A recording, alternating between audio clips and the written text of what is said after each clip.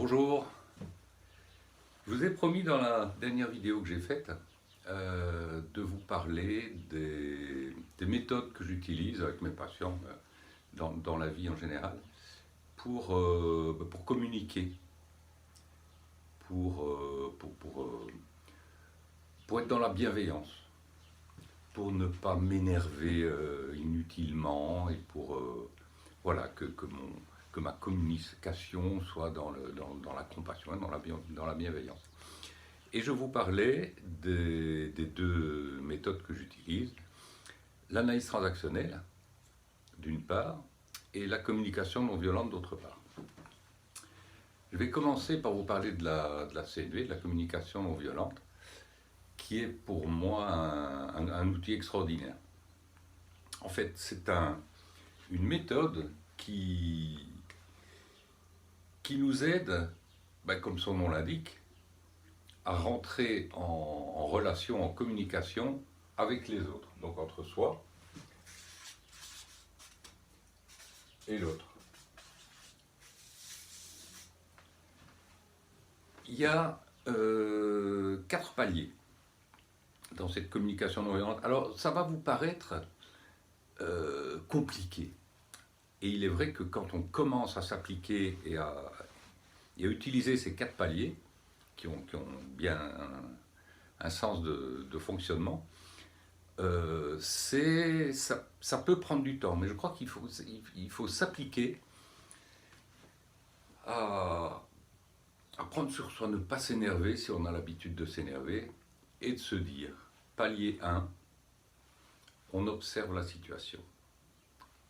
Que se passe-t-il? On prendra un exemple tout à l'heure. On observe, on voit une situation qui nous atteint. Le palier 2, c'est justement, ça nous atteint, quel sentiment, quelle émotion, quelle sensation nous vient. Qu'est-ce que ça... En quoi ça nous agresse? Une fois qu'on définit ça, on va au palier 3. Le palier 3, c'est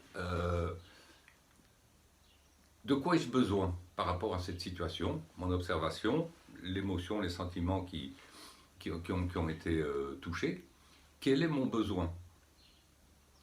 Et une fois que ce besoin est identifié, on refait une demande. On va prendre un exemple. Je rentre à la maison, je vis avec ma fille, et malgré ma demande, je vois que c'est toujours le bordel intégral dans la maison parce qu'elle a fait une fête la veille. Je lui avais demandé de ranger la maison, de faire un peu la vaisselle, et voilà. Qu'est-ce que je fais? Ou bien je pique une colère et je m'énerve, ou bien je me dis, j'observe. Alors vous allez me dire, c'est compliqué. Et c'est vrai qu'au départ, c'est pas évident. Qu'est-ce que je fais? J'observe.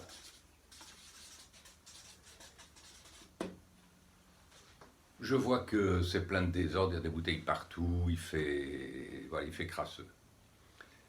Quel est le sentiment, l'émotion que j'éprouve?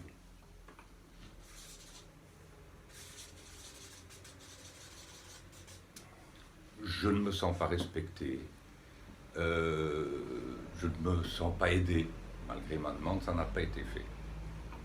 3. Quel est le besoin? Le besoin, c'est de me sentir respecté, de me sentir aidé. C'est pas moi qui dois tout faire dans cette maison, on se partage un petit peu le... Et en dernier lieu, la quatrième phase, quatrième palier, c'est la demande. La demande, c'est puis-je compter sur toi pour que, quand tu fais une fête, tu assumes, ou on le fait ensemble, et ça se fait naturellement et dans la bonne humeur. Pour arriver, après la demande, à un consensus. S'il n'y a pas accord, les 4 paliers n'ont pas de raison d'être. Il faut que ça se termine par un consensus, il faut que tout le monde agrée la demande qui est faite. Alors pour ce faire, il y a quelques petites règles. Donc de toute façon, les 4 paliers, ça c'est indispensable. Il y a 2 petites choses que j'ai relevées dans plusieurs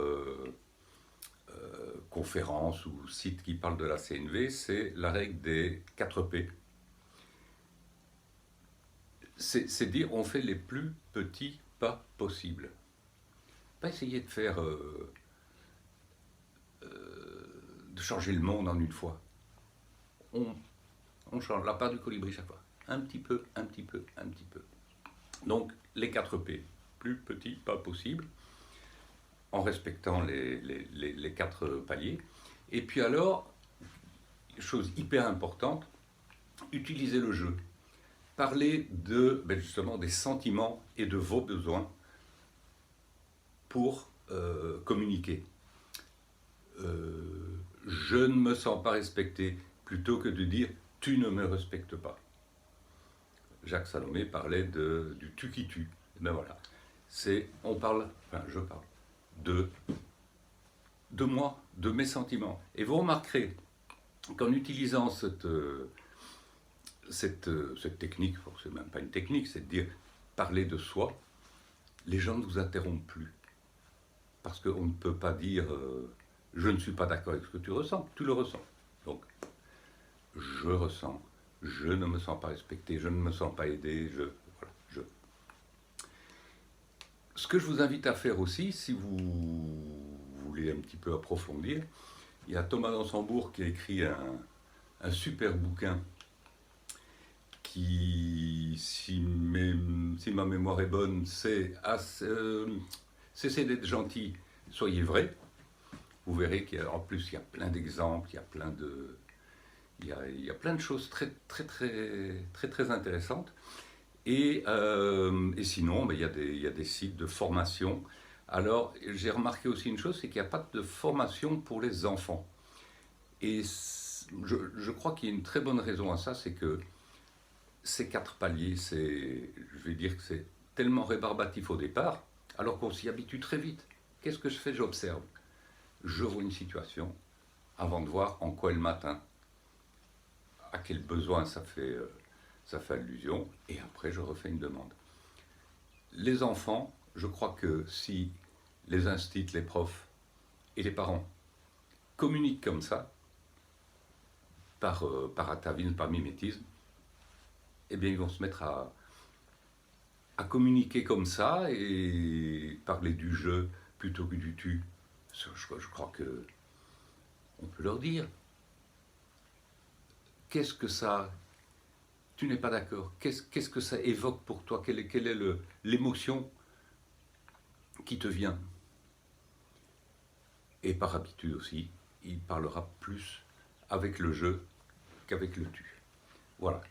Dans la prochaine vidéo que je vous ferai, je vous parler de l'analyse transactionnelle, aussi un outil merveilleux de communication et d'apprentissage de soi, apprendre à se connaître, les 6 états du moi. C'est encore un truc très intéressant et je vous en parle dans une prochaine vidéo. Confinez bien et à très bientôt. Au revoir.